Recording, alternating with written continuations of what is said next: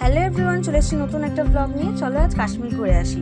আমরা এখন চলে এসেছি টিউলিপ গার্ডেন, আর ওখানে হলো টিউলিপ গার্ডেনের টিকিট কাউন্টার। যাওয়াই যাচ্ছে না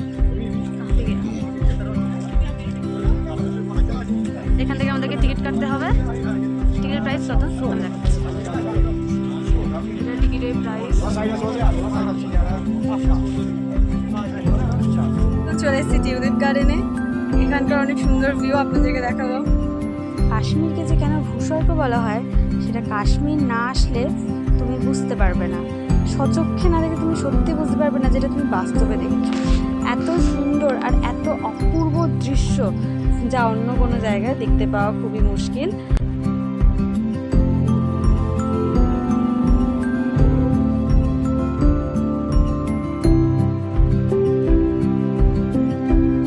কাশ্মীরে টিউলিপ গার্ডেন সাধারণত বছরে একবারই দেখা যায়। এপ্রিলের মিডিল থেকে স্টার্ট করে হয়তো মের মিডিল পর্যন্ত থাকে।